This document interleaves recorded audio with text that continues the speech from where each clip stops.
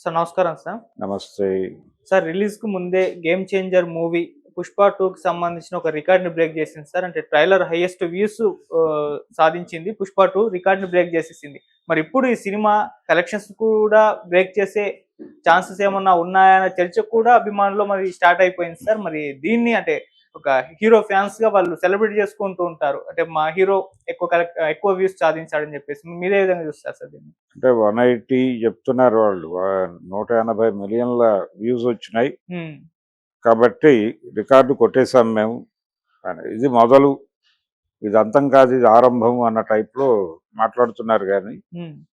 Trailer నిజానికి 'game changer' cinema ఫేట్‌ని కొంతవరకు మార్చిందనుకోవాలి.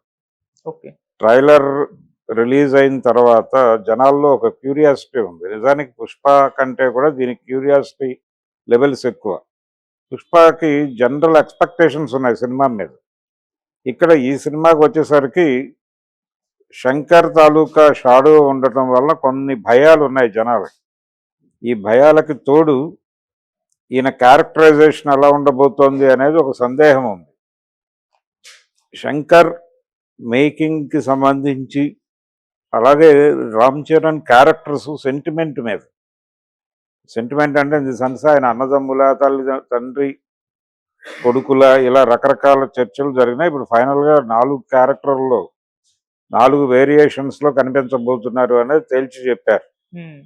అది ట్రైలర్‌లో కన్ఫర్మ్ చేశారు. ఆయన రైతుగా కనిపించాడు, తర్వాత ఒక పోలీస్ ఆఫీసర్‌గా కనిపించాడు, కలెక్టర్‌గా కనిపించాడు, విద్యార్థిగా కనిపించాడు. 4 షేడ్స్ ఉండబోతున్నాయి సినిమాలో. 2 క్యారెక్టర్లు అయితే ఉంటాయనేది కన్ఫర్మ్. కాబట్టి ఒక క్యారెక్టర్ పేరు అప్పన్న అన్నారు. ఇదంతా కూడా సినిమా మీద ఒక రకంగా క్యూరియాసిటీ, కంపారిటివ్‌గా ట్రైలర్ మీద క్యూరియాసిటీ.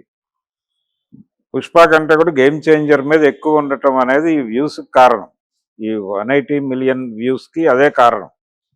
ప్రతి ఒక్కళ్ళు ఎలా ఉందో చూడాలనేటువంటి తపన. ఇది టువర్డ్స్ మెగా ఫ్యామిలీ ఉన్నటువంటి తపన కావచ్చు. 'రామ్ చరణ్' లాస్ట్ ఫిల్మ్ ఇబ్బంది పెట్టింది. ఈ సినిమా ఏమవుతుంది అనే ఒక ఆందోళన ఉంది ఆళ్ళలో. ఆ ఆందోళన ఉండటం వలన, దీని క్యూరియాసిటీ వలన ఈ లెవెల్‌కి వచ్చేసింది. 'పుష్పకి' అది లేకపోవడం వలన నార్మల్‌గా వెళ్ళింది. అందుకని దీనికి బజ్ లేదు. సినిమా మీద బజ్ లేదు అనే గొడవ నడుస్తోంది ఇప్పటిదాకా. హ్మ్. ఇప్పుడు ఈ వ్యూస్ రావడంతో ఒక బజ్ క్రియేట్ అయింది. ఇది ఈ ట్రైలర్ చూసిన వాళ్ళందరూ థియేటర్లకి పంపైతే కొంత కలెక్షన్స్ పెరుగుతాయి అక్కడ. ఓకే. సినిమా ఇప్పటికీ ఆ సినిమా ఫేట్ చెప్పలేని పరిస్థితి. అది షో పడిన తర్వాత, చూసిన తర్వాత బయటకు వచ్చినటువంటి ప్రేక్షకుడు, థియేటర్లో ఉన్న ప్రేక్షకుడు తన ఫోన్లో, తన సోషల్ మీడియా ప్లాట్ఫామ్ మీద ఏమి ఎక్స్ప్రెస్ చేశాడు అనే దాని మీద దాని భవిష్యత్తు ఆధారపడింది ఇప్పటికీ. అంటే దాని ప్రీమియర్స్ కూడా లేవు అన్ని చోట్ల. అవును. ఒక ఏపీలో ఉన్నాయి, తెలంగాణలో లేవు. రెండోది అక్కడ కూడా 600 ఎంతో ఇచ్చారు అంతే పర్మిషన్, హ్మ్. అంతకు మించి లేదు. ఇక్కడ రెగ్యులర్ షోస్కి హైక్ ఇచ్చారు అంతే, అంతకు మించి లేదు. ఈ లిమిటేషన్స్ కూడా చూడాలి. ఇప్పుడు దాని అన్ని రికార్డులని బద్దలు కొట్టడం అంటే అది ఇప్పుడు వాళ్ళు 1800 కోట్లు వేస్తున్నారు. 1800 కోట్ల పోస్టర్ కోసం జనాలందరూ వెయిటింగ్. అది బాహుబలిని కొట్టేస్తుందని, కొట్టదని, ఇలా రకరకాల చర్చలు జరుగుతున్నాయి. ఓకే. ఇప్పుడు 'పుష్ప 2' రికార్డుని కలెక్షన్స్ వైజ్గా కూడా 'గేమ్ చేంజర్' కొడితే అది చాలా బిగ్గెస్ట్ అచీవ్మెంట్. 'శంకర్' నిలబడిపోయినట్టే. హ్మ్. ఇప్పుడు 'రామ్ చరణ్' గురించి ఎవరు ఆలోచించడం లేదు. 'రామ్ చరణ్' ఈ సినిమా కాకపోతే 'బుచ్చిబాబు' సినిమాతో ఏదో రికార్డులు కొడతాడు, లేదంటే నెక్స్ట్ 'సుకుమార్' సినిమాతో రికార్డులు కొడతాడు. అది పెద్ద ఈగర్ కాదు. కానీ 'శంకర్' పరిస్థితి ఏంటనేది ఇప్పుడు ఆందోళన. ఈ సినిమా నిలబడితే 'శంకర్' నిలబడతాడు. అందుకని ప్రపంచం అంతా ఆ దిశగా చూస్తుంది ఆ సినిమాని. 'గేమ్ చేంజర్' అనేది నిజంగానే గేమ్ చేంజర్ అవుతుందా ఆయన జీవితం బాలిట అని, ఆయన జీవిత గమనాన్ని మార్చే గేమ్ చేంజర్ అవుతుంది అని చూస్తున్నాడు ఆయన. అదే చెప్పుకున్నాడు కూడా ప్రీ రిలీజ్ ఈవెంట్లో, నా ఫేట్ డిసైడ్ చేసే సినిమా ఇది అని. కాబట్టి ఈ 180 మిలియన్ వ్యూస్ అనేది 'శంకర్'ని బాగా ఆనందపరుస్తోంది. ఓకే.